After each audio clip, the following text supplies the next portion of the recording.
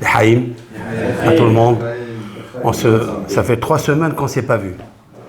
Et ça m'a fait beaucoup pas de peine sur Yvonne, mais ça m'a fait quelque chose que je distribue pas, je donne pas mon cours habituel le dimanche. Baruch Hashem, à la grâce de Dieu. Et aussi, je vous dis honnêtement, j'avais pas envie de faire le cours. Voilà. J'avais pas envie de faire le cours pour cause des tragédies qu'il y a eu.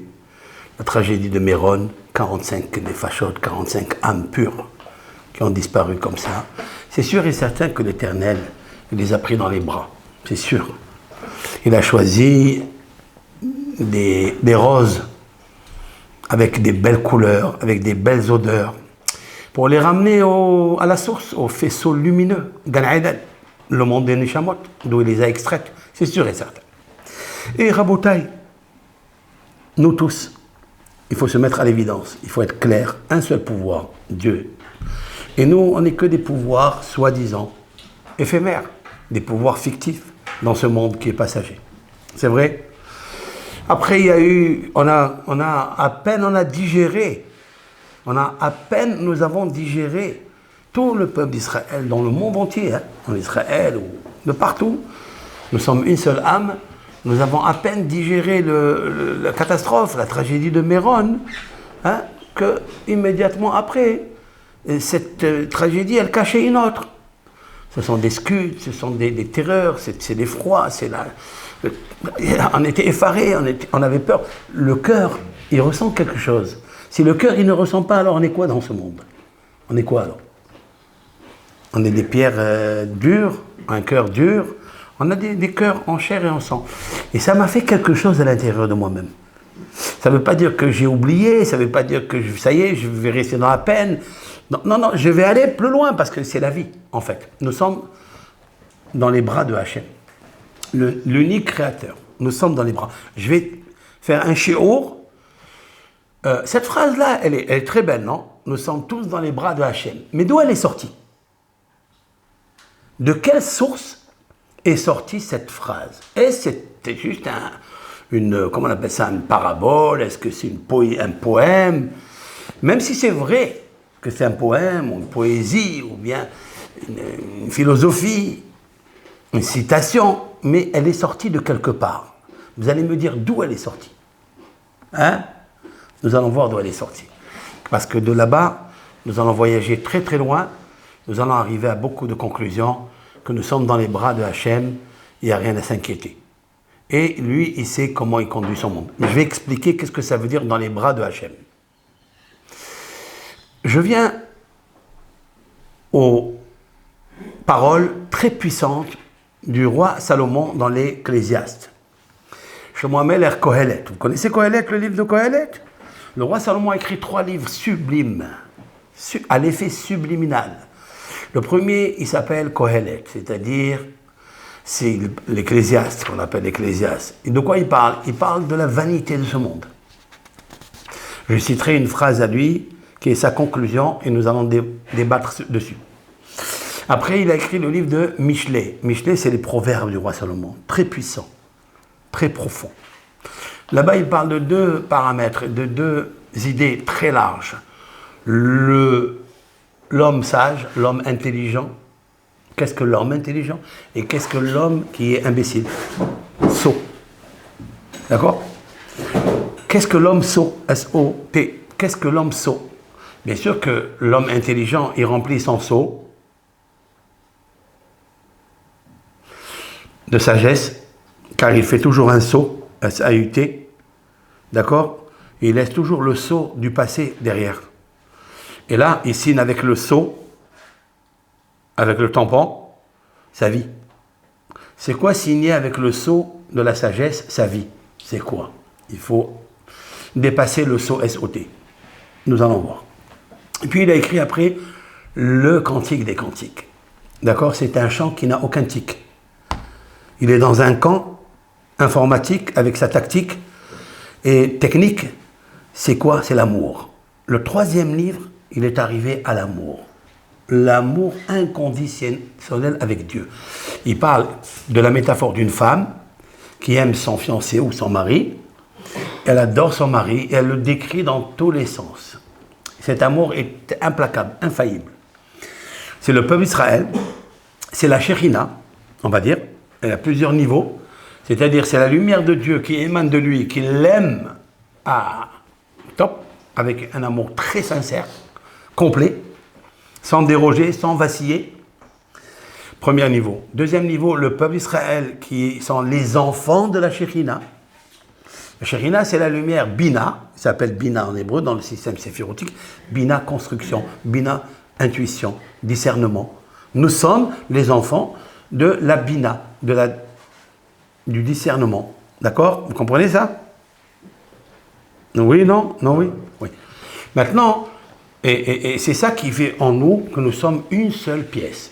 Ça veut dire que la Shekhinah, elle a construit un peuple, qui est le peuple d'Israël, où on est garant l'un de l'autre. Nous sommes garants l'un de l'autre. C'est ce que nous avons pris sur nous à Shavuot. À Shavuot, pour le don de la Torah, il ne suffisait pas de recevoir les instructions, l'éthique, la morale, d'accord? Mais il y avait aussi l'esthétique. Et l'esthétique, c'était quoi? C'est de dire que nous sommes un seul corps avec un seul cœur. Très important. Est-ce que c'est vrai que nous sommes corps et cœur un, ou nous sommes divisés? Dites-moi, dougré, comme on dit en arabe. Dougré, hein? Nous sommes un, et voilà qu'il semble que nous sommes divisés. Olivier, qu'est-ce que tu dis, toi? Qu'est-ce que tu dis, toi? Divisé. On est divisé. Aaron, qu'est-ce que tu dis? Ouais, on est divisé. Toi? Oui, oui. On est divisé. Alors comment on peut dire qu'on est un seul corps avec un seul cœur? Comment est-ce possible? On va essayer d'expliquer ça. Qui nous divise? Qui fait qu'en apparence on est divisé? C'est quoi dans ce monde? Des fois on est même concurrents l'un de l'autre. Un il a ouvert un restaurant X, à 2 pas de l'autre, l'autre il ouvre un restaurant. Pourquoi? Le soleil se lève pour tout le monde. Moi, si j'ai mon frère qui ouvre un restaurant à côté de moi, je me vexe. Je vous dis honnêtement. Et le soleil, il n'existe pas. Le soleil n'existe pas. Le soleil, il existe pour celui qui se lève tôt, comme on dit. À part s'il fait pas la même chose. Quoi? S'il fera la vie. Non, s'il ne fait pas la même chose, il n'y a aucun problème. Si c'est celui-là de lait et celui-là, si c'est lui, là il fait de lait et l'autre il fait de viande, c'est mon frère de lait. Voilà. Et c'est ma chair. Et il est cher à mes yeux. D'accord, Rudy, pas de problème, je suis avec toi. Maintenant, qu'est-ce que ça veut dire? Qu'est-ce que ça veut dire qu'on est un seul âme? Et c'est vrai ou pas? Mais en vérité, il est inversé dans la Torah, qui dit comme ça, qui Helek Hashem Amo. Helek, c'est quoi Helek? Une part. Une part. Hashem, Dieu, Amo, son peuple. C'est marqué, mon cher Rabbeinu, il a dit ça. Que nous sommes une partie de Dieu. Ça veut dire, est-ce que Dieu est divisible? Non. Il est unique, il est indissociable, il est indivisible. On ne peut pas lui mettre une autre force à côté de lui. Il est la force suprême de tout. C'est-à-dire que quand je regarde ce monde, je regarde une seule chose, Dieu. Je regarde que Dieu. Qu'est-ce que ça veut dire regarder Dieu? Qu'est-ce que ça veut dire marcher avec les chaussures de Dieu?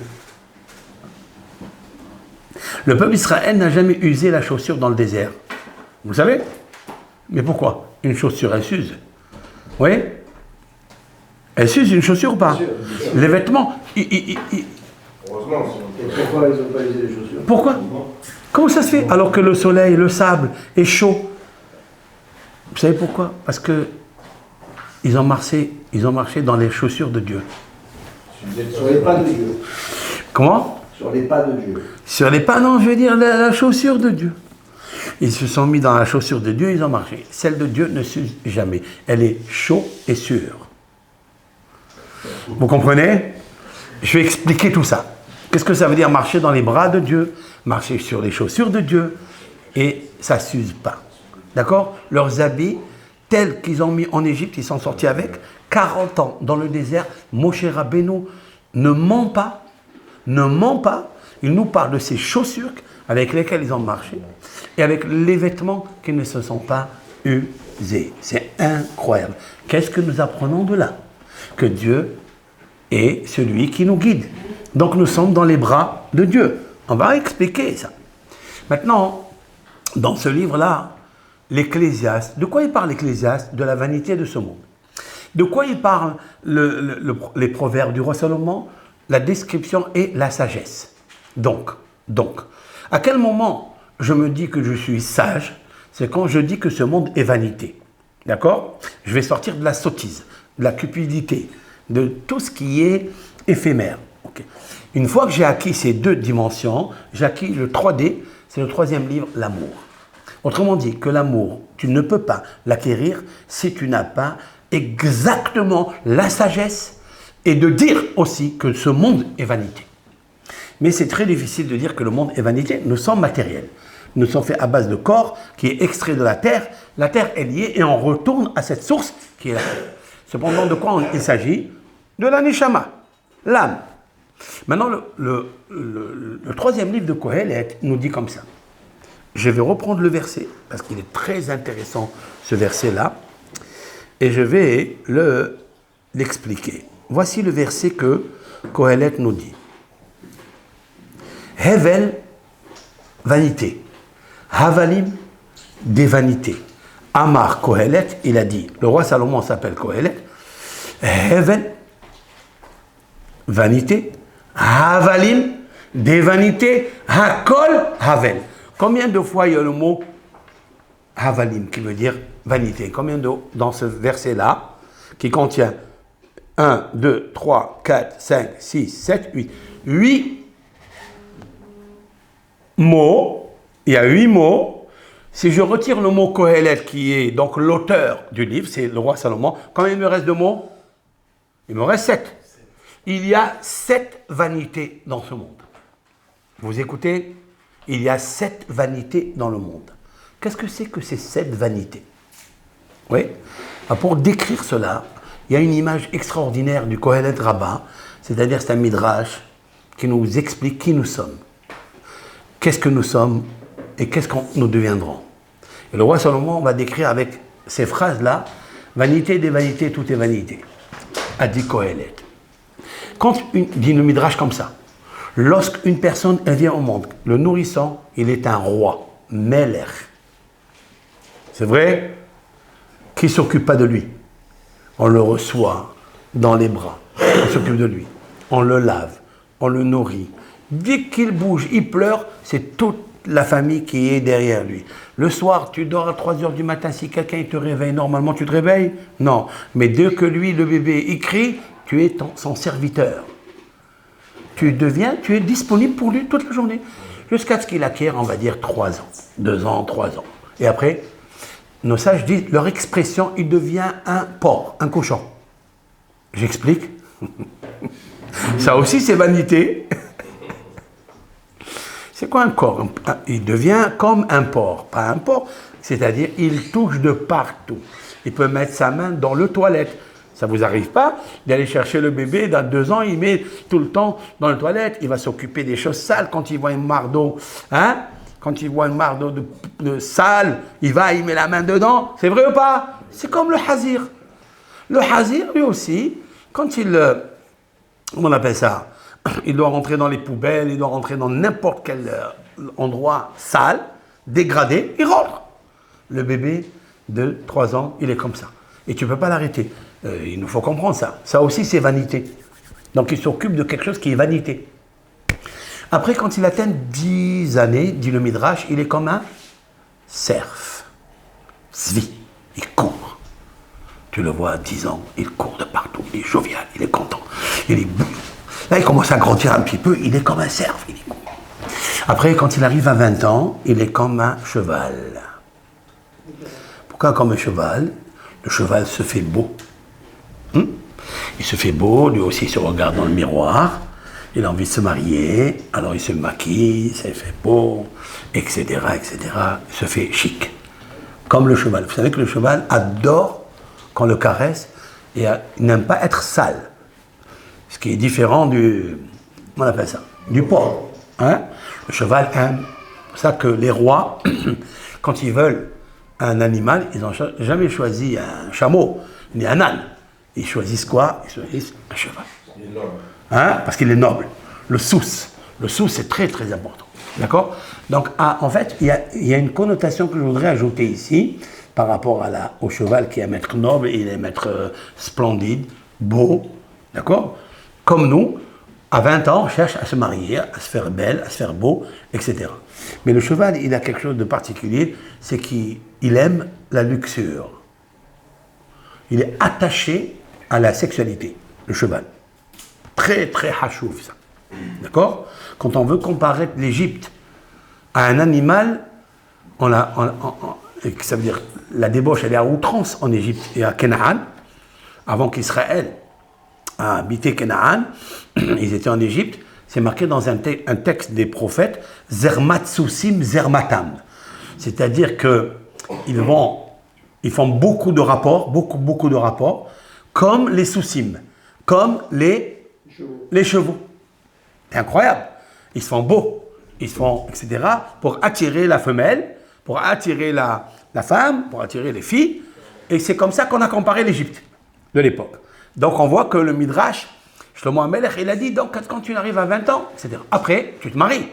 Tu deviens comme qui tu deviens comme un âne. C'est quoi? Tu dois porter le joug de la maison. Tu deviens un âne, tu charges. Il faut que tu ailles marcher. Madame, elle te dit, va là, fais ça, c'est vrai. Et d'ailleurs, des fois tu lui dis, mais je suis pas ton âne. C'est vrai ou pas? Pourquoi tu ne lui dis pas? Pourquoi tu ne dis pas, je suis pas ton cheval? Parce que celui qui porte les charges, il se dit, elle m'a pris pour un bourricot, pour un âne, même si tu habites à Sainte-Anne, peu importe. D'accord? Donc, il y a ici une période de ça. Après, une fois que tu as fini cela, on arrive à quoi? Après, il devient comme un chien. C'est quoi un chien? Comme les qualités d'un chien, ou comme les carences d'un chien. Il a de la famille, il s'est marié, très bien. Il a la charge, maintenant, il est obligé de travailler. Mais, quand ça ne marche pas dans son boulot, qu'est-ce qu'il fait? Il devient effronté. Il devient insolent comme le chien. Il va déchirer. Il a besoin de parnassa. Et comme il a besoin de parnassa, il devient hatsouf. Hatsouf, c'est insolent. Effronté, comme le chien. Waouh! Le chien, le plus effronté de tous les animaux, c'est qui? C'est le chien. C'est connu ça. C'est marqué dans les proverbes du roi Salomon. J'explique. Et les chiens ne connaissent pas, ne se rassasient jamais. Pourquoi? Parce que les chiens sont effrontés. Donc, comme on a de la famille, on a un enfant, 2 enfants, 10 enfants, non seulement qu'on est un âne, mais c'est un âne qui a le visage effronté comme un chien. On prend cette qualité ou cette carence, peu importe, on devient effronté, on devient haz. C'est vrai ou pas? On essaye, surtout s'il y a de la concurrence, à la rue de Tapis Vert, qu'est-ce qu'on fait? Eh ben, on se bat. Et qu'est-ce qui se passe en fait dans la vie? Qu'est-ce qui se passe? Il se passe que lui, il a dit, je te fais la robe à 2 €, et moi, je te fais ça à 1,80 €. Yallah. Allez, viens chez moi. Ben, c'est de l'effronterie, ça. Mais non, mais c'est de l'effronterie. Ça existe, ça. C'est pas seulement dans les habits, ça existe dans tous les domaines, dans les voitures, même dans le cachère, ça existe. Dans la vie, on devient à ce niveau quand même. Donc, on a fait ici 6 étapes. Oui, la 7e, c'est laquelle? Lorsqu'on devient zaken, on devient vieux, qu'est-ce qu'on est? On ressemble à un kof, à un singe. Pourquoi on ressemble à un singe? C'est là où il y a toute la discussion et je commence le cours. C'est quoi que je deviens comme un singe? Je commence à faire la singerie. Vous avez vu l'explication la plus simple qui est donnée par les commentateurs, c'est la suivante. C'est que, qu'est-ce que fait un singe? Il fait quoi? Il fait des grimaces. Après, il fait un singe quoi? Il saute. Il saute. Qu'est-ce qu'il fait après? Il monte aux arbres. Il monte aux arbres. Après? Non? Il est courbé. Après? S'accroche. Après, Il c'est un... imite. Bravo Aaron. C'est un grand imitateur. C'est un grand hakian. C'est un grand imitateur de la vie. Qu'est-ce que fait le grand-père avec ses petits-enfants? Ce qui n'est pas le père, parce que le père, il est occupé encore à charger. Non, il est un âne, lui, encore. Il est comme l'âne, il charge. Le grand-père, il a fini d'être un âne, il a fini d'être le roi. quand il était petit. Il a fini d'être à 10 ans le cerf. Il a fini d'être un chien. Il a fini les affaires. Mais maintenant, qu'est-ce qu'il devient? Un imitateur. Il fait comme le chien. Il commence à s'amuser avec ses petits-enfants. Il s'amuse à la musique. Il leur fait des grimaces, comme le chien, pour les faire rire. Ça, c'est l'explication la plus simple. Mais il y a un maître, Rabbi Menahem de Kotsk, le Admour de Kotsk. C'est un rabbin très très puissant dans la Hassidoute, qui a écrit des livres sublimes. Et lui, il a dit quelque chose de fabuleux. Il dit, le singe, il a quelque chose. C'est vrai. C'est vrai que le singe imite toujours les autres parce qu'il regarde toujours les autres. Mais à la fin de sa vie, il commence à s'imiter soi-même. Il commence à se railler de lui. Il commence à se moquer de lui. S'il dit, toute ma vie, dans ma vie, j'ai imité l'un, j'ai imité l'autre, j'ai vu ce que l'autre il a fait, je voulais faire pareil, j'ai vu ce que l'autre il a fait, je voulais faire la même chose. Il imite toujours les autres, mais à la fin de sa vie, quand il devient vieux, il dit, à quoi ça m'a servi tout ça? Et il commence à rigoler de lui, profondément, psychologiquement. Il commence à dire, qu'est-ce que j'ai fait de ma vie? Je n'ai fait qu'imiter les autres. Maintenant, je suis en train d'imiter moi-même. Il est en train de rentrer à l'intérieur de lui et dire, j'ai gâché ma vie. J'ai compté sur l'un, j'ai compté sur l'autre. Je voulais qu'on me donne des pièces. Vous savez qu'au Maroc, il y avait toujours un musulman qui traînait Shabbat avec toute la semaine avec un chien. Il gagnait sa parnassa avec ça. On lui demandait, son patron, comment il fait le juif après avoir mangé la dafina, le Shabbat? Comme ça. Tu le sais ça? Tu le sais ça? Il disait, comment il fait le juif après avoir mangé la dafina? Il fait comme ça. Le singe répétait ça. Il imite. On lui donnait quelques pièces. Tout homme dans la vie, il est comme un singe. Dans sa vieillesse, il va le reconnaître. Tant qu'il est cerf, il court dans la vie comme un cerf. Jamais il dit que le cerf, il va devenir un jour rigolo. On va rigoler de lui. Jamais. Jamais il pense que le cerf, il va devenir un chien. Qu'un jour, dans sa 6e étape de la vie, quand il a besoin pour faire nourrir sa famille, il va se mettre à être effronté, à être hatsouf, etc., insolent. Jamais. C'est vrai. Et surtout quand il est roi, quand il est petit, jamais il va penser qu'il va avoir besoin de lui de travailler. Tout le monde travaille pour lui. C'est lui le roi. Le roi, on le sert. Ouais. Mais du roi, première étape, à la 7e étape qui est Hevel Havalim, Havalim, Havalim, Havalim, et là-bas, le roi Salomon, dans la 7e étape, il dit Hakol Havel. C'est quoi Hakol? Tout est vanité. Tout. C'est-à-dire, quand tu atteins au moins 70 ans, allez, on va dire 80, tu commences à dire waouh, j'ai raté ma vie, j'ai imité tout le monde. Je commence à souffrir. Alors, la réponse est à quel moment, maintenant dans notre vie, dans notre jeunesse, là, on est jeune, oui, on est tous jeunes, à quel moment je vais commencer à prendre les forces qu'il y a en moi, seulement en moi, et ne pas regarder les autres. La solution, je vous dis quelque chose, d'expérimenter et d'expérience vécue. C'est ce que j'ai vu dans les livres. La solution de toutes les solutions, il n'y en a pas. Il n'y a qu'une seule chose. La chose ne dépend que de moi. Moi. Pas moi l'égoïsme. À Botaï, chers amis. Je ne parle pas de l'égoïsme. Dieu préserve. Mes capacités. La potentialité que je possède à l'intérieur. Vous la connaissez? Moi, je ne la connais pas encore. Très difficile. Pour l'instant, je vis encore avec les services quand j'étais petit et on m'a servi. Je suis comme un roi. On me dit encore, je veux qu'on me serve. Et des fois, même marié avec des enfants, je n'ai pas l'insolence d'aller gagner de l'argent pour nourrir ma famille. Ou bien, j'aime pas trop me charger. Si mon épouse à moi me dit, va, prends la poubelle, descends là. Je dis, ah ouais. J'ai une femme de ménage, tu le fais, pourquoi je vais le faire moi? On est habitué à ça. Et un jour, on va rigoler de nous-mêmes. On va se railler. Je répète, on va se railler. Il va arriver ce moment. Eh oui, tu vas vieillir, mon pote. Alain, tu vas vieillir, non? Tu ne vas pas vieillir, toi?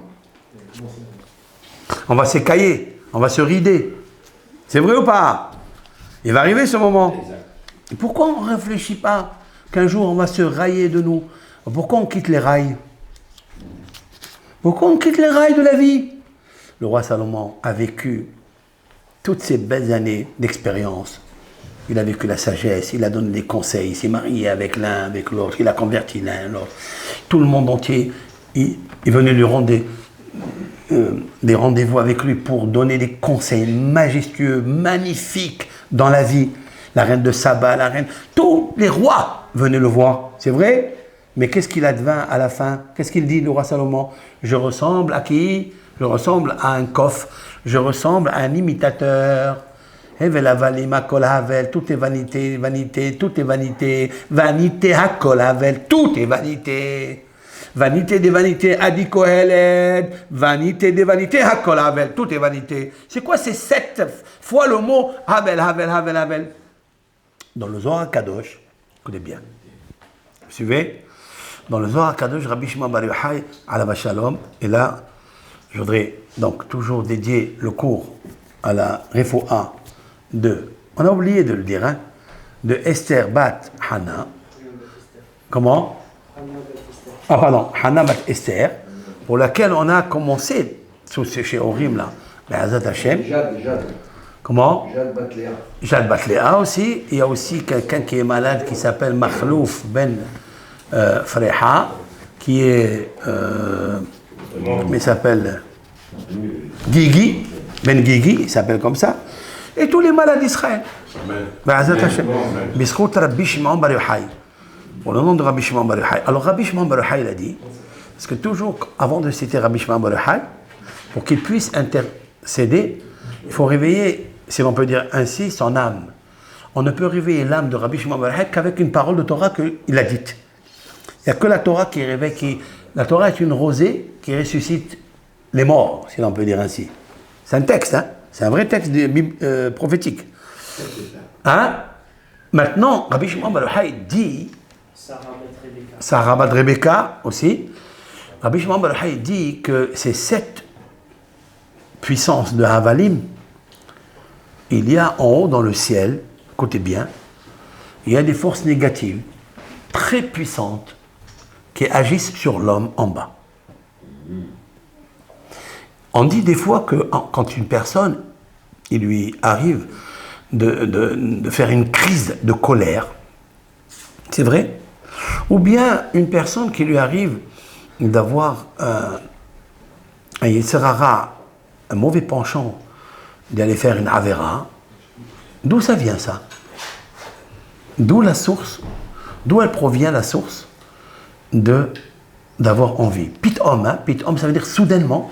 Un homme, il lui rentre comme ça, comme un esprit de folie, pour aller faire un péché, pour aller se mettre en colère. D'accord? Des fois, un homme, il est tranquille. Il est bipolaire. On dit qu'il est bipolaire. Ça existe, bipolaire? Ça existe? Ça existe. Ça existe. On va dire que ça existe. Mais un homme, il peut être aussi bipolaire par rapport, pas par rapport à sa santé, par rapport à son efficacité du cerveau. D'accord? Il peut avoir un cerveau en acier, fort. Mais il y a en haut, Shiva Havalim, il y a 7 folies qui peuvent descendre chez l'homme et lui faire n'importe quoi. Même un crime. Et il ne le sait pas. C'est arrivé qu'il y a des parents, par folie, il y a un monsieur qui a tué sa femme. Par la folie. Il est arrivé qu'il est parti dans une maison de son camarade, qui était son camarade. Il a pris un couteau, il lui a versé le corps, il lui a versé l'âme. D'où ça vient ça? Une folie. Il y a 7 folies en haut, et toutes ces folies-là, c'est des vanités. Maintenant, comment on va contrecarrer ces folies-là? Alors, bien sûr, j'ajouterai juste, qu'est-ce qui est marqué sur le roi David dans sa vieillesse? C'est ça qui est grand. Ve'hamelech David Zaken. Suivez ça. Ve'hamelech David Zaken, c'est quoi? Et le roi David est vieux. Nos sages disent, même qu'il est vieux, il est roi. Même qu'il est vieux, il est resté toujours roi. Qu'est-ce qu'il veut dire ici le texte, en profondeur? Il est resté toujours le roi comme quand il était petit nourrisson. Il n'est jamais devenu un singe dans sa vieillesse. Dans sa vieillesse, il est resté toujours un roi. Qu'est-ce qu'un roi? C'est quoi un melech? C'est quoi un roi? Un roi, c'est celui qui a... Regardez les initiales du mot roi, melech. Même moah. C'est quoi moah? Cerveau, mémoire. Lamed, lève, cœur. Chaf, kaved, le foie. Écoutez bien. Quelqu'un qui garde en bonne santé son cerveau, il garde bien la santé de son cœur et la santé de son foie, qui est bien nettoyé, alors c'est un roi. Mais si on constate aujourd'hui, on ouvre un petit peu les faits divers, tout le monde est malade du fléau de la folie. Vous avez des gens en psychiatrie. Vous avez des gens... Hein? Vous avez des gens en psychiatrie. Vous avez des gens cardiaques. Et vous avez des gens qui ont des stéatoses et des cirrhoses de foie terribles. Qu'est-ce qui s'est passé? La folie, des 7 folies, il y a une qui est rentrée dans le cerveau, il y a une qui est rentrée dans le cœur, il y a une qui est rentrée dans le foie. La boulimie de la nourriture, ou aujourd'hui, comme on connaît aujourd'hui, la drogue ou l'alcool, etc., ça c'est le foie. Mais les passions qu'il y a dans le cœur, c'est le ta'avot de ça et de ça et de ça. Et puis l'homme, malheureusement, pourquoi ça? Parce qu'il voit un film, il imite cet artiste, ou il imite ce, je ne sais pas, ce joueur, ou ce peintre, etc., etc. L'homme, il joue à ces 7 folies. D'accord? Dans sa jeunesse, il aime courir comme un cerf. Il court, il galope pour aller faire des péchés. Mais le fondement de tous les fondements pour guérir ça, c'est quoi? C'est toi. Le toi à l'intérieur. Je vais développer. Tu as des capacités énormes. Et elles dorment, ces capacités. Pour arriver à connaître ça, il faut s'attacher à une seule chose. Les bras de Dieu. Il faut être dans les bras de Dieu. Celui qui est dans les bras du Créateur, vraiment, il restera toujours nourrissant, roi. J'ai dit que le Koheled Rabbah, il y a 2000 ans, il imagine que quand un bébé, il sort du ventre et on s'occupe de lui, il est roi. Qui est-ce qui le prend dans les bras? Maman. Eh bien, il faut que tu saches, cher frère, il faut que tu saches que l'Éternel, il ne quitte jamais de te prendre dans ses bras. Jamais. Mais arrête de quitter les bras pour aller dans les bras des autres. Eh oui, arrête. L'homme, il fait cette folie qui lui rentre dedans, c'est qu'il veut être un cerf. Il veut courir, il veut gambader, comme on dit. Il veut aller là et là, courir dans les prairies, courir dans les plaines pour remplir cette ta'ava, pour satisfaire ses envies. Vous comprenez? L'homme, il ne doit pas quitter les bras du Melech. C'est quoi? Les bras du roi. Il est roi quand il est bébé, on le sert. C'est vraiment un serviteur.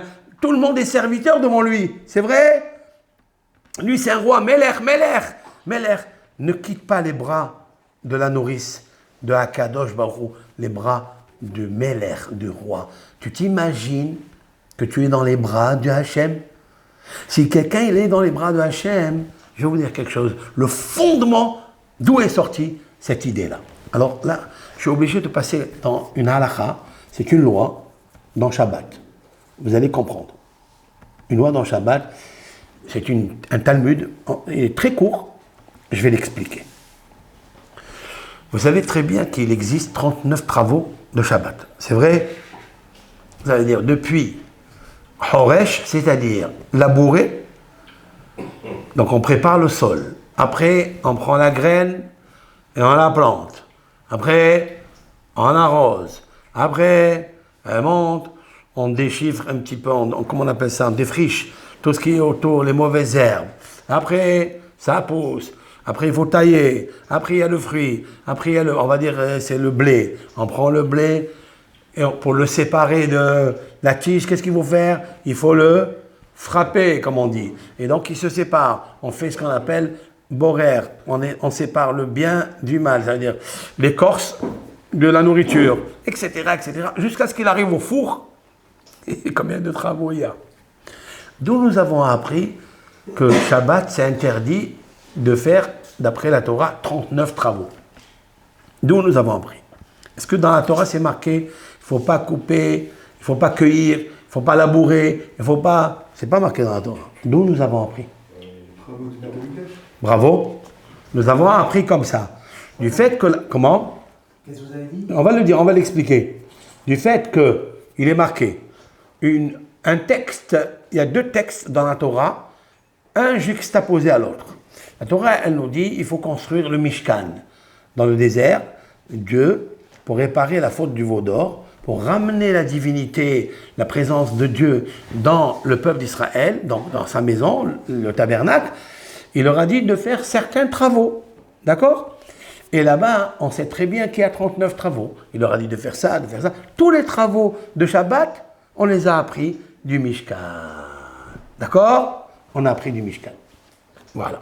Maintenant, qu'est-ce que le Mishkan? Le Mishkan, c'est que Dieu, il voyageait avec eux. C'est ça que ça veut dire. Très bien. Il y avait 7 colonnes de nuée. Il y avait en bas, en haut, dans les 4 extrémités, en haut, en bas, et il y avait devant une colonne de nuée qui les accompagnait pour défricher, pour enlever, pour tuer les scorpions, etc., etc. C'est grâce à ça que jamais les chaussures n'ont usé, jamais les vêtements n'ont usé. C'est cette confiance qu'ils avaient en Hachem qui était grandiose. Très bien. Maintenant, il y a une loi très intéressante.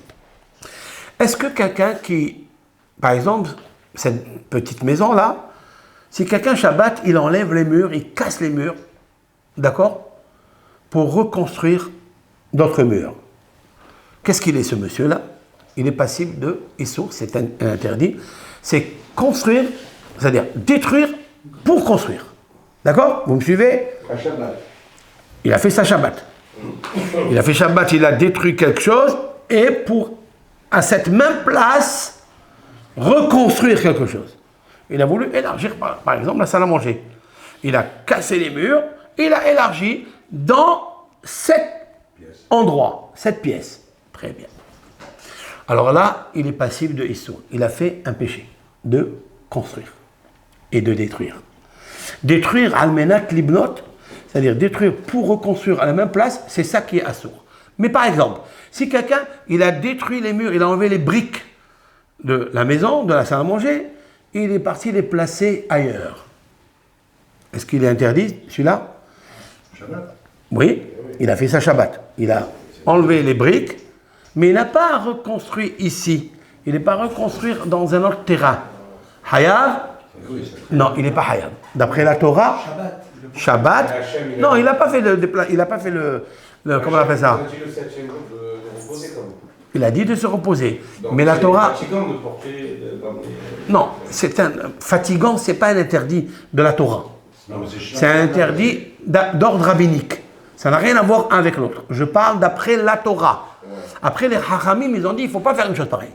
Ok. Mais d'après la Torah, le concept de la Torah, c'est quoi? Détruire, c'est quand je détruis quelque chose et dans la même place, je veux construire. Mais c'est ça, en fait. Tout le monde, quand on veut élargir la salle à manger, c'est ce qu'on fait. On débarrasse un petit peu quelques briques, etc. Après, on remet d'autres plus larges. D'accord? Dans un espace plus large. C'est ça la construction. Autrement, ça ne s'appelle pas une construction ni une destruction. Maintenant, si quelqu'un, il prend des briques de la salle à manger, il les a enlevées carrément. Il a laissé ouvert la salle à manger. Ok? Maintenant, il est parti placer ses briques ailleurs. D'après la Torah, il n'a pas détruit. Il n'a pas détruit. Ça s'appelle en hébreu kilkul. Il a, au contraire, abîmé. Abîmé. Détruire pour construire, ça s'appelle construire. Mais si quelqu'un, il abîme, ça ne s'appelle pas détruire. Vous comprenez, dans la Torah?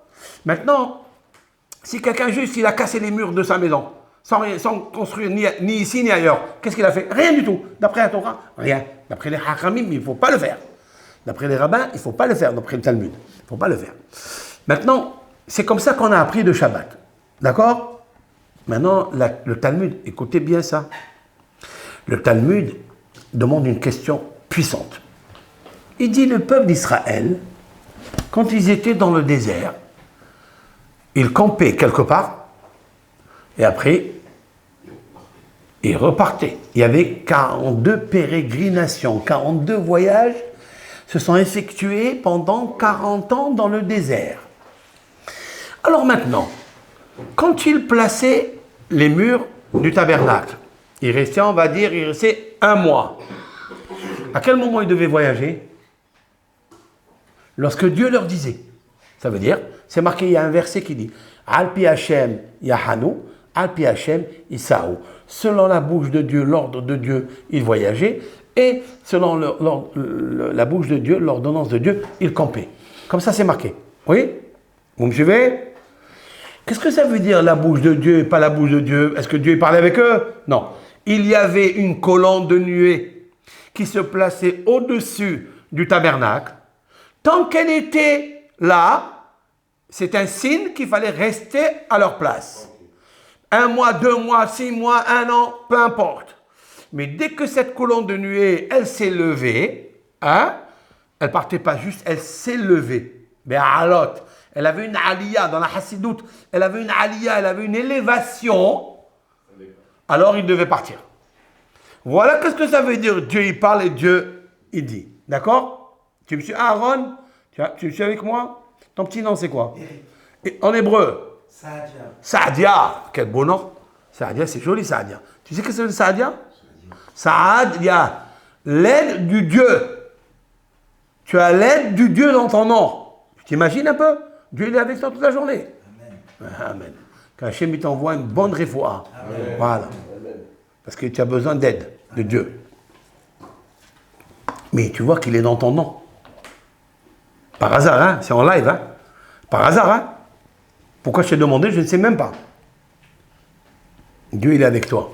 C'est incroyable. Maintenant, vous me suivez? Voilà ce que ça veut dire quand les colonnes de nuit, elles montaient. Ça veut dire, allez, partez. Lorsqu'elles campaient et elles revenaient, c'est un grand miracle. Dans le désert, ils ont vécu des miracles extraordinaires. Dieu parlait avec eux par des signes. Ce n'est pas n'importe quel nuage. C'est des colonnes de nuée de kavod. C'est une colonne d'honneur. Ce n'est pas un nuage vide. D'accord? C'est un vrai Waze, un vrai GPS. Un vrai. Le GPS, c'est Dieu qui l'a inventé dans le désert pour le peuple d'Israël, pour les conduire. Très bien. Maintenant, dites-moi, si j'ai appris, demande le Talmud, si j'ai appris que détruire quelque chose et reconstruire dans la même place, ça s'appelle un interdit. Oui? Mais là, lorsque le peuple d'Israël y campait quelque part, donc ils avaient construit quelque chose. Après, quand il leur dit de se déplacer, ils détruisaient. Mais où ils se construisaient? Ailleurs. Ils se construisaient ailleurs. Normalement, si quelqu'un il prend quelque chose d'ici, et il a des briques de cet endroit, et il amène faire une construction ailleurs, ça doit être ha-yav. Il doit être interdit. Puisque, ouais, comment? Shabbat. Oui, Shabbat, bien sûr, pas la semaine. Shabbat. Si j'apprends du Mishkan, que si quelqu'un, il doit... On apprend du Mishkan. Si on apprend du Mishkan, du tabernacle, on n'a qu'à apprendre tout. Alors pourquoi tu me dis dans le Talmud que si quelqu'un, il déplace les briques d'un endroit ou les murs de sa maison d'un endroit, il va les construire ailleurs, il est patour, il est exempt, il est innocent. Pourquoi il est innocent? Mais voilà, là-bas dans le Mishkan, dans le tabernacle, dans le désert, c'était comme ça. Il se plaçait, il déplaçait les murs et il plaçait les murs ailleurs. C'est vrai? Ah, pourquoi tu dis qu'il est patour? Ça doit être, normalement, ça doit être ha-yav. Vous suivez? Quelle bonne question. Le Talmud, c'est une question bombe, ça. Il répond le Talmud, ce qui est marqué dans la section de la semaine Béalotra. Là-bas, c'est différent. Waouh, on va essayer de comprendre ce différent-là. Là-bas, il dit, puisque c'est Dieu qui parle, c'est pas pareil. Parce que c'est marqué que Dieu il leur dit camper, et quand il leur dit voyager, ça c'est Dieu qui a dit une chose pareille. Et alors, Quelle est la réponse? Vous avez compris la réponse? Je n'ai pas compris, mais Dieu leur a dit de se déplacer. Oui, de déplacer les murs et de les amener ailleurs. Donc on n'a qu'à apprendre que c'est interdit de faire une chose pareille. Quelle est la réponse du Talmud? Non, là-bas c'est différent, parce que Dieu leur dit de camper et Dieu leur dit de partir. Et alors? Mais ils sont partis ailleurs. Oui? Vous me suivez? La réponse est extraordinaire. Là-bas, pour vous expliquer la réponse, et c'est de là où je dis je suis dans les bras de Dieu, elle sort de là. On va s'imaginer une parabole, hein? On va voir une petite devinette. J'ai une femme qui est très fatiguée parce qu'elle a voyagé de Marseille, Nice, Nice, Cannes, Cannes, Bordeaux, Bordeaux, tac. Elle a fait dans la journée, elle a fait plusieurs voyages, plusieurs escales, plusieurs traversées de toute la France. Oui? Très bien. Quand elle arrive, cette femme-là, comment tu la trouves? Tu lui dis, allez, viens, on va faire le ménage. Qu'est-ce qu'elle te dit? Je suis fatigué, je ne peux pas, je suis claqué. Tu t'imagines que j'ai attendu 1 heure pour avoir ce train. Une fois que je l'ai eu, j'ai passé 3 heures pour aller à Bordeaux. Et de Bordeaux, je suis parti à Lille. Je suis parti encore 3 heures avec 3 heures d'escale. Vous imaginez un peu l'émotion, le regesh nafshi qu'elle peut avoir cette femme? C'est vrai? Oui? Très bien. Mais si elle a un enfant, un bébé dans ses bras, et elle a fait tous ces voyages avec, tous ces déplacements de l'un à l'autre pendant 24 heures, d'accord, elle avait aussi un bébé dans les bras. Et on demande, si l'on peut dire, au bébé, et toi, comment tu es? Qu'est-ce qu'il te dira lui? Je suis dans les bras de ma mère. J'ai pas souffert. Aucunement. Maintenant, je vous demande une question. Est-ce que le bébé s'est déplacé ou il est resté sur place? Puisqu'il est dans les bras de sa mère, elle se déplace. Mais est-ce que lui aussi s'est déplacé? Comment on va considérer, si on analyse ce bébé-là, qui est dans les bras de sa mère? Il se déplace ou il est sur place? Il est accompagné, mais il va être épuisé. Qui? Le bébé. Pourquoi il va être épuisé? C'est fatigant. Hein? Tu crois? Tu peux le mettre sur le dos aussi, c'est pareil. Un peu la pluie, hein, Alors, c'est sûr et certain. Est-ce que je vous demande une question. Vous avez mangé du pain. Voilà. Attends, vous avez mangé du pain. Oui? Vous avez mangé du pain, il faut faire l'action de grâce. Birkat Amazon, l'action de grâce. Très bien. Mais vous êtes en voiture. Et vous êtes en train de partir à la montagne. En voyage à la montagne. Est-ce que vous pouvez faire Birkat Amazon dans la voiture, en train de conduire? Vous pouvez faire Birkat Amazon? Non. Pourquoi? Parce qu'on se déplace. Est-ce que vraiment tu te déplaces? Toi, tu te déplaces, c'est la voiture qui se déplace. Mais toi, tu es assis à ta place. Se déplacer, c'est quoi? C'est prendre les pieds, aller d'un endroit à un autre. Est-ce que tu as pris tes pieds, tu es parti d'un endroit à l'autre? Ton corps, il se déplace. Non, mon corps, il ne se déplace pas. C'est la voiture qui se déplace. Oui, la voiture. Moi, je suis sur place, en place sûre. Moi, je suis sur place et en place sûre. Mais je suis sur place. Qu'est-ce qui n'est pas la même chose? Quand sa mère le porte, quand même, elle se fatigue. Qui? La maman. La maman, elle se fatigue. Mais le bébé, lui... Il n'est pas dans le cocon de la voiture, quand même. C'est pas... Non, tu n'as pas compris. Par rapport à Birkat Amazon, il faut la faire sur place. Est-ce que je peux la faire dans la voiture puisque je suis, moi, sur place? On se déplace, quand même. Eh bien, oui, tu peux. Oui. Si tu n'as pas d'endroit où aller, oui, tu restes là-bas. Sans s'arrêter, en roulant. Même si tu roules. Ok. Pourquoi? Parce que, effectivement, toi, tu es assis. Ouais, tu restes dans le même lieu. Tu restes dans le même lieu. Tes pieds ne se déplacent pas. C'est la voiture qui se déplace. Quand tu descends de la voiture, tu vas changer de C'est autre chose. C'est autre chose quand tu descends de la voiture. C'est autre chose. Ok? C'est clair? Le bébé qui est dans les bras de sa mère, est-ce que lui aussi, on va lui donner la notion, la définition de quelqu'un qui se déplace comme la maman? Non. Eh bien non, lui, il bouge pas. Comme dans le... Ouais, c'est déplacé quand il... Vous avez compris ça? Ouais, quand il descend, sa mère. C'est ça la réponse du Talmud. Écoutez bien. C'est vrai qu'ils se sont déplacés d'ici, ils sont partis là-bas. Alors pourquoi tu dis que j'apprends pas de là-bas? J'apprends que celui qui prend des briques, Je n'ai qu'à apprendre que celui qui prend des briques d'un endroit, il déplace les murs de sa maison et il va ailleurs. Normalement, si tu apprends du Mishkan, du tabernacle, ça doit être hayab, ça doit être interdit. La réponse est, c'est qu'ils n'ont jamais voyagé. Parce qu'ils sont dans le camp de Dieu. Ce sont des bébés qui étaient dans les bras de Dieu. Et ils sont toujours dans la même place. Ils étaient enveloppés du... Waouh! Tu penses qu'eux, ils marchaient. Mais ils ne marchaient pas, c'est Dieu qui les fait marcher, comme la voiture qui fait marcher le conducteur. C'est une destination. Waouh! Vous écoutez ce fondement du Talmud qui explique comme ça un des grands maîtres qui s'appelle Rabbi Chaim Shmulevitch, ou bien le Shem Shmuel Sokhatchov. C'est un des rabbins qui est magnifique. C'est-à-dire que cette notion de dire que le juif, ou tout homme s'il veut, il reste dans les bras de Dieu et en fait il ne se fatigue pas. C'est sorti d'une halakha, c'est sorti d'une loi du Talmud, c'est sorti de tu voyages selon la bouche de Dieu et tu campes selon la bouche de Dieu. Si tu voyages selon la bouche de Dieu, tu ne te fatigues pas. Tu ne deviendras pas un singe, tu ne deviendras pas un chien, tu ne seras pas comme un âne, parce que ce n'est pas toi qui portes la charge. C'est Dieu qui porte la charge. Vous comprenez? Waouh! Quelle puissance! Et dans le désert, d'ailleurs c'est marqué que Va'essa etrem al kanfe nesharim. C'est quoi? Dieu dit au peuple d'Israël, comment ça se fait que vous avez fait le veau d'or? Vous avez fait quoi là? Vous vous êtes arrêté, vous avez quitté mes bras.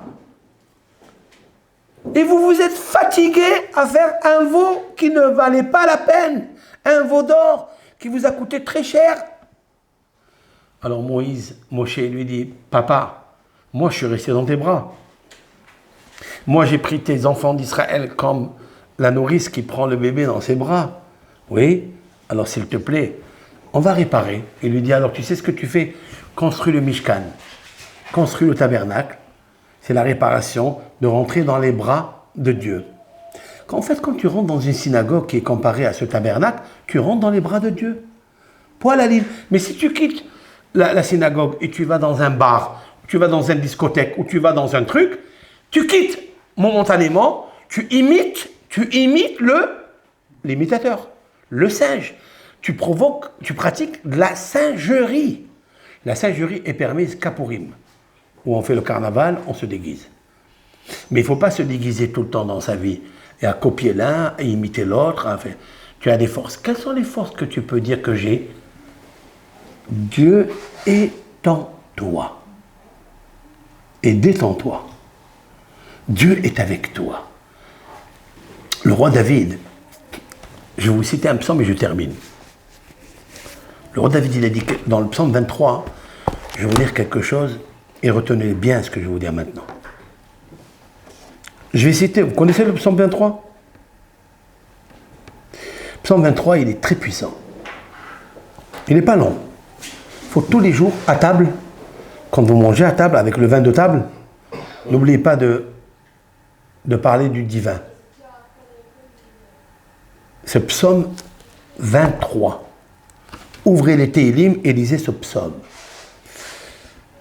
Dieu, tu restaures mon âme. Dieu, tu restaures mon âme. Je vais le traduire, il est facile, très facile. Celui qui utilise les psaumes, il peut gagner toutes les forces du mal qui peuvent l'enlever des bras de Dieu. Vous comprenez? Et surtout ce psaume-là.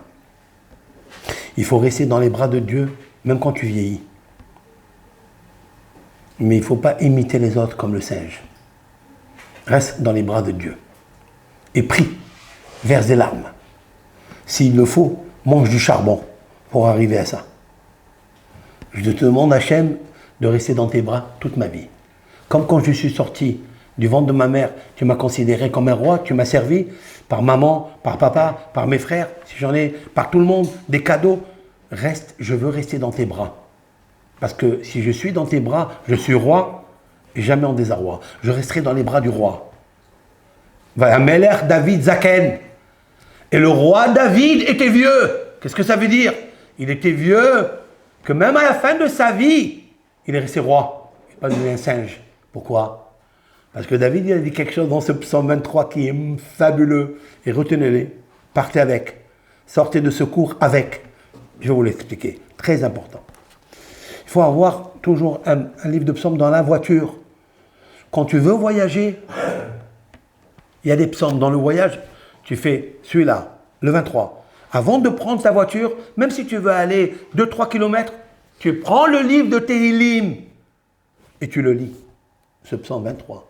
C'est un cadeau que je vous fais, mais je vais vous l'expliquer. C'est pas, tout le monde sait qu'il existe ce psaume, mais je vais vous l'expliquer, très important. Dans la prière de la route, c'est... Non, il y a une prière de la route, une chose, ça c'est tu voyages 1h10, 1h10, c'est pas pareil. C'est pour la restauration de l'âme. On va voir, je vais vous le lire. Parmi, restaure mon âme. Le roi David, il dit restaure mon âme. Mais je vais vous expliquer cela avec l'aide de Hachem. Écoutez bien. Mizmor le David, cantique de David. Hachem, l'Éternel. Roi, mon berger. Tiens. Éternel est mon berger. C'est quoi un berger? Qu'est-ce qu'il fait un berger? Un guide. Il conduit. On va dire que le troupeau entier, il est entre les mains du berger. C'est vrai. C'est pour ça qu'on dit un berger. Ils sont à la même auberge. Ok. Il dit, je chante à toi, Dieu, parce que tu es mon berger. L'Ohsar, je ne manquerai jamais. Je ne manquerai jamais.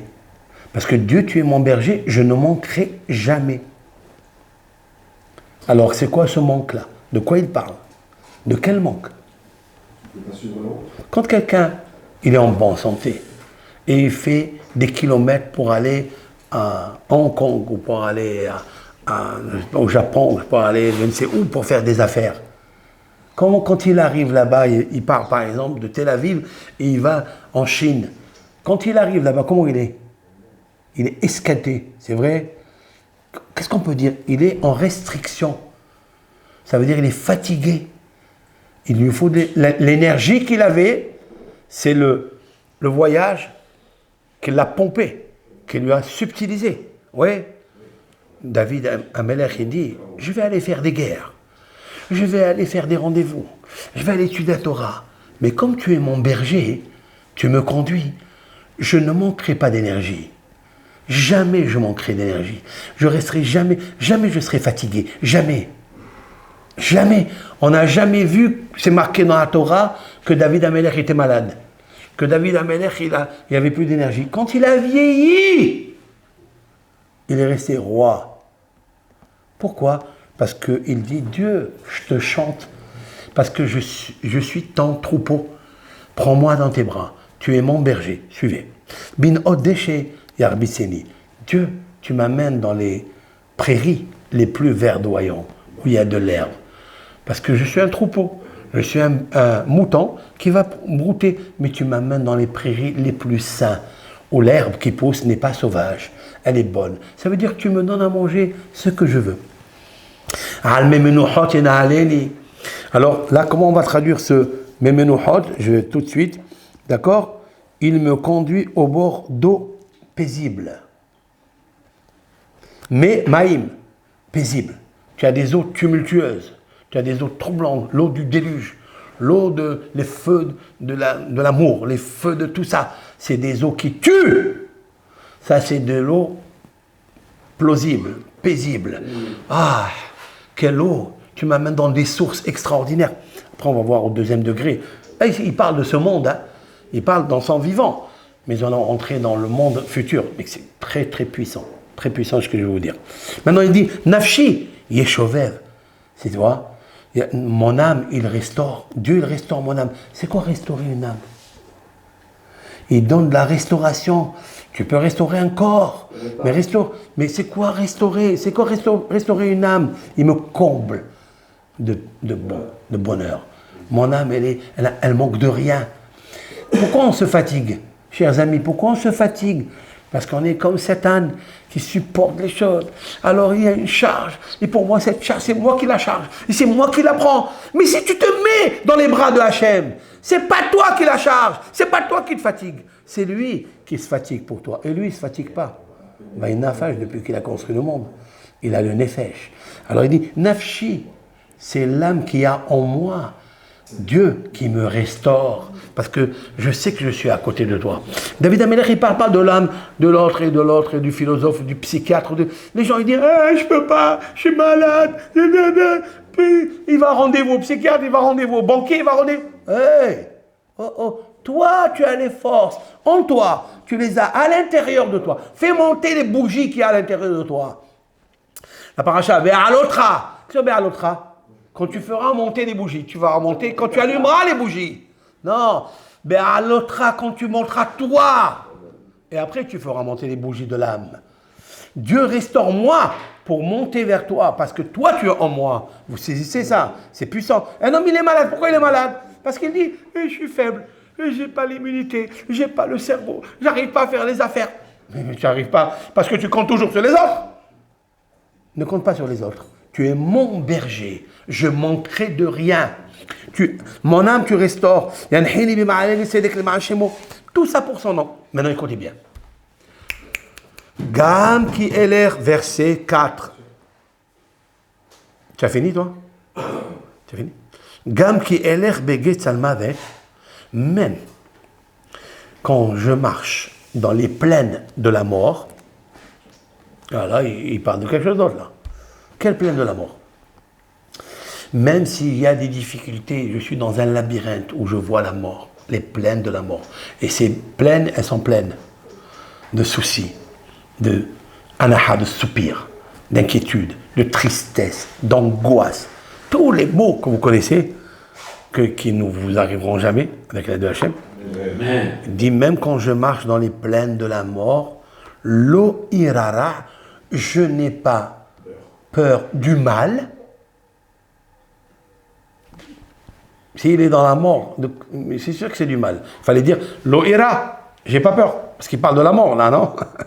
Pourquoi il dit lo irara, je n'ai pas peur du mal? Mais bien sûr que quelqu'un qui est dans les plaines de la mort, c'est déjà le mal. Il fallait dire c'est un pléonasme. Il fallait dire lo ira, j'aurais pas peur. Pourquoi j'ai pas peur? Qui ata, il m'a dit. Parce que toi, tu es avec moi. C'est moi, je suis dans tes bras. Et Dieu, il s'appelle la source de la vie. Il n'y a pas de plaine de la mort. Les plaines de la mort, c'est fictif. Les plaines de la mort, c'est imaginaire. Les soucis, c'est imaginaire. Tout est imaginaire. Le roi David, il dit, moi, j'ai pas peur de ça. Même s'il y a les plaines de la mort, même si les gens ils parlent des plaines de la guerre et des plaines de ça, j'ai pas peur du mal qu'il y a dedans. Pourquoi? Parce que Kéata, il m'a dit, parce que je t'ai pris comme mon berger, je n'ai pas peur du loup.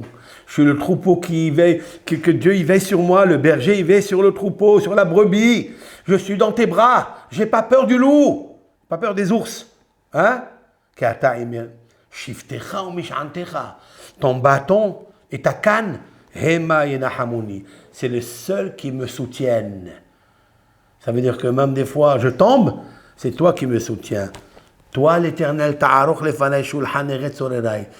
as dressé une table avec toutes les belles choses du monde devant mes ennemis.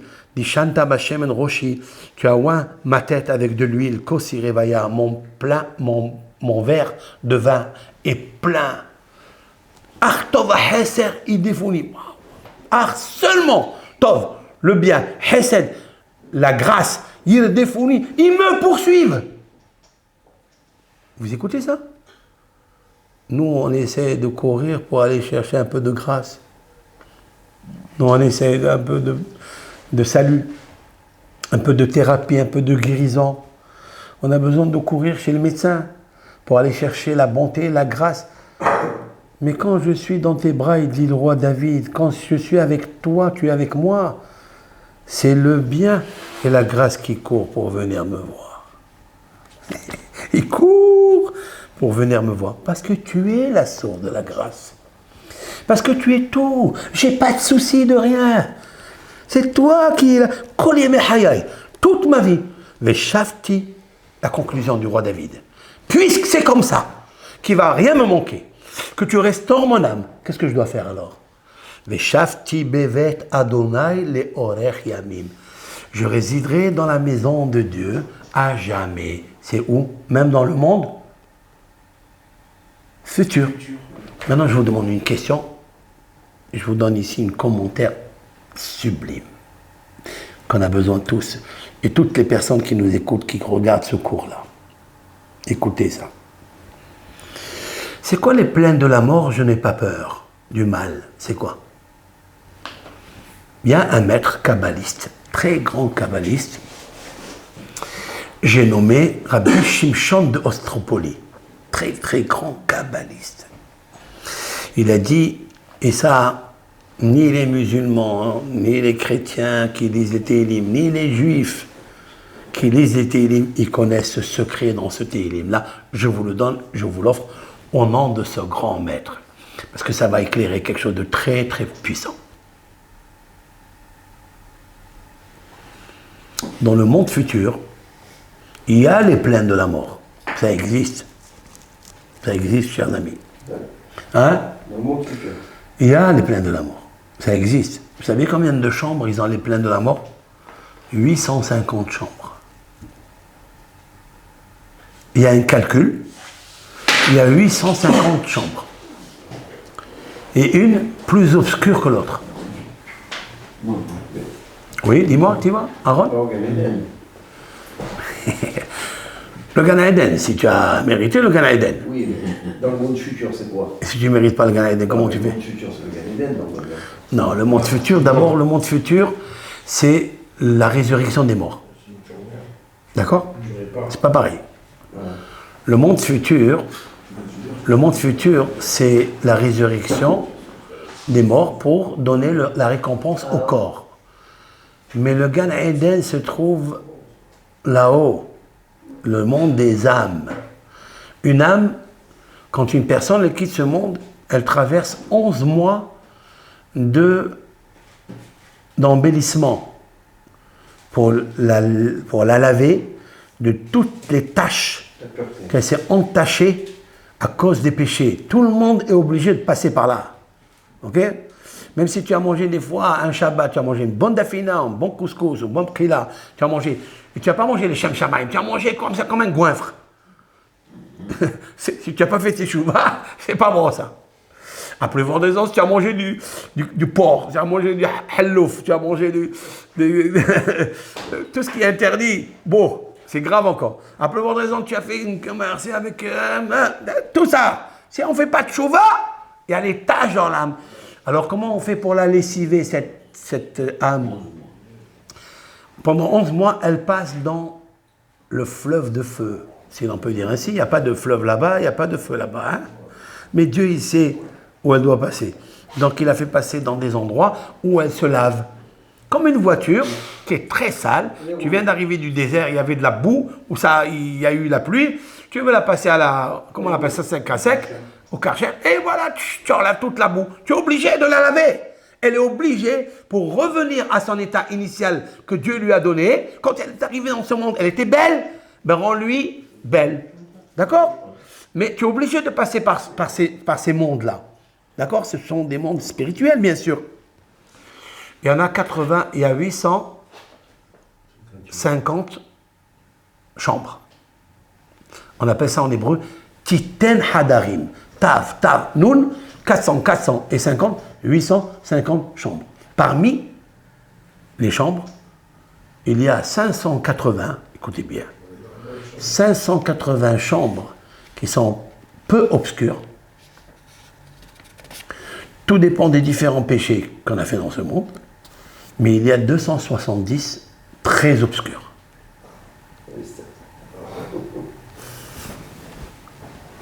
Faire tchouva. C'est ça le but du coup. Qu'est-ce que tu veux que j'attends quand j'arrive à être un sage? Je commence à me moquer de moi, que j'ai rien fait dans ce monde. Ah, je préfère être un cerf maintenant, avec toute la vigueur qu'il faut. Non? Et alors, si je peux maintenant réparer tout, parce que c'est réparable, même si on a fléchi des flèches qui ont fléchi, parce qu'on n'a pas réfléchi, on peut les ramasser. Et on peut encore en renvoyer. Et encore tirer la cible, attraper des cerfs. Faire des mitzvot. On est Baruch Hashem, on est toujours jeunes. Nous sommes des rois. Je préfère mourir comme un roi, le roi David, comme quand je suis né, j'étais roi, que de vivre les étapes qui sont ici. Parce que j'ai oublié le roi dans ma jeunesse et j'ai oublié le roi dans ma vieillesse.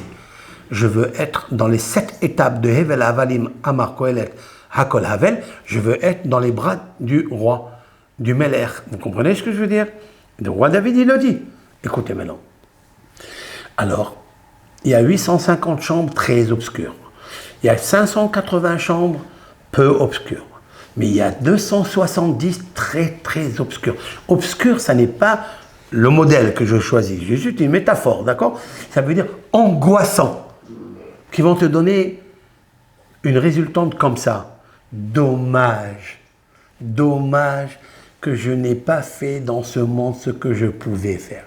Alors que j'avais à l'intérieur de moi, le supérieur, je pouvais ne pas compter sur les autres, ne pas compter sur personne, compter sur les bras de Dieu.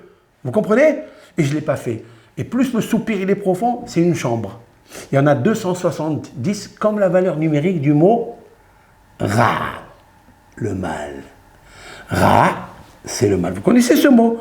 Ra, comme rachat. Ra, parce que le rachat, il fait beaucoup de mal. Rachat, mal. Il y a 270 valeurs numériques. Ra, c'est Resh, 200. Aïn, 70. 270. Si je prends 270 ici et je les ajoute à 580, ça me fait combien? 850. Ça fait 850, ok? Maintenant, regardez le psaume. Maintenant, il y a un tzaddik. Écoutez, le tzaddik, lui aussi, il traverse les 270 chambres obscures. Parce qu'il n'existe pas, dit le roi David, un tzaddik ba'ar, pardon, le roi Salomon, un tzaddik ba'ares ashari ya'aseh tov velo hitaq. Il n'existe pas un homme pieux, juste, honnête, qui vit dans ce monde et qui fait du bien et qui ne fait pas du mal. Obligé de faire du mal. Nous sommes dans le monde où majoritairement il est mauvais. Ce monde des clipotes. C'est un monde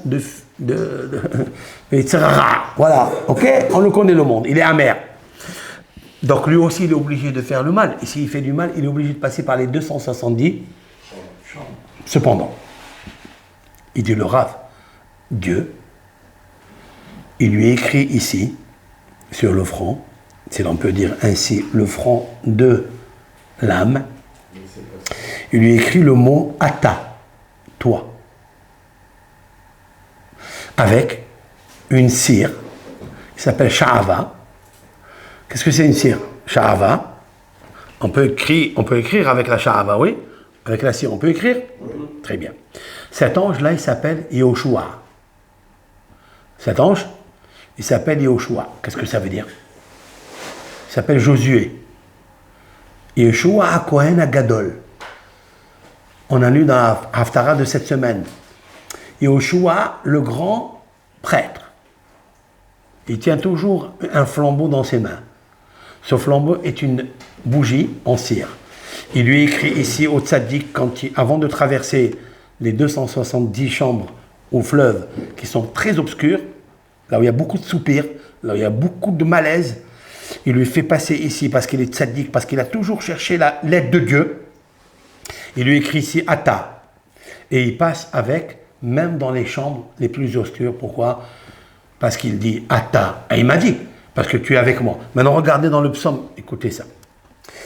Gam ki elech bege tzalmavet. Waouh. Même si je marche dans les ténèbres de la mort. Si vous prenez le mot Ge, c'est très puissant. L'alphanumérique kabbalistique ici, très quelque chose de grand. Ge, Gimel, Yud, Aleph. C'est la valeur numérique 14. Tzalmavet, 580. 14, ça me fait, entre les deux, 580. Il y a des plaines de la mort qui a 580 chambres.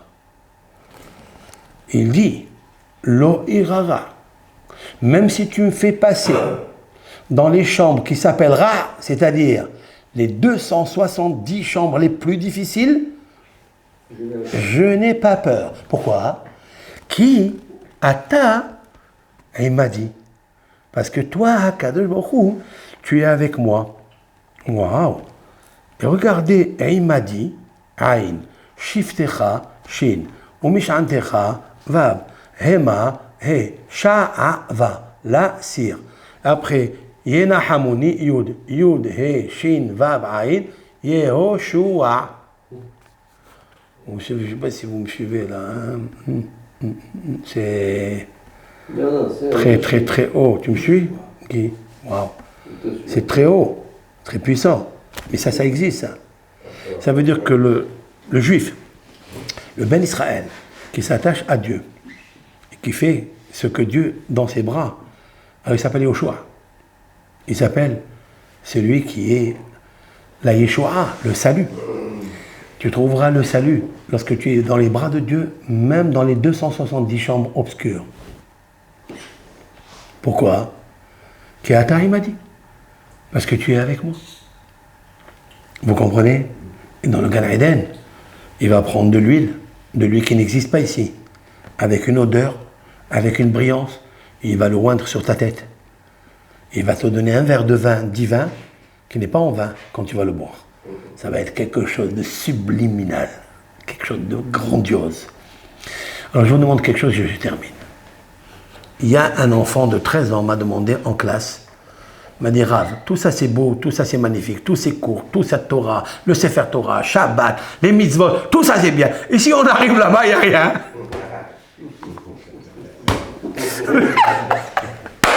Quelle merveille! C'est une question qui m'a fait frémir. Elle m'a fait trembler cette question. Et si on arrive là-bas, on n'a rien. Qu'est-ce qu'on fait? Non, j'attends chacun qui me répond. D'où je sais que là-bas, il y a quelque chose. Tout ce que je raconte ici, c'est quoi tout ça? Le Gan Eden, le Guinam, et peut-être il n'y a rien là-bas. Alors, mais la croyance, ça ne me suffit pas, mon frère. Moi, je suis cartésien, moi. C'est vrai que de ne pas croire du tout, de mettre une croix sur ça, vous savez ce qu'il a dit Pascal, hein? Il a dit, si le religieux, il croit qu'il y a là-bas, au moins, s'il arrive là-bas, on va lui donner quelque chose. Mais le non-religieux, lui, s'il ne croit pas, il va tout perdre là-bas. Au moins ici, on aura vécu dans la... Ah, mais qu'est-ce qu'il a dit? Qu'est-ce qu'il a dit le non-religieux? Il dit, d'accord, mais là, si là-bas, il n'y a rien, ici, je n'ai pas profité. Alors, laisse-moi profiter ici. Alors, le religieux lui a dit, dis-moi, qu'est-ce que tu profites ici? Tu profites quand même. Tu profites quoi?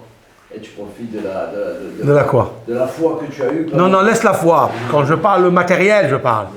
Tu te prends du plaisir dans le matériel. Si tu as la foi ici, c'est pas la peine d'y aller là-bas, reste ici. S'il est cartésien, automatiquement, il a la réponse.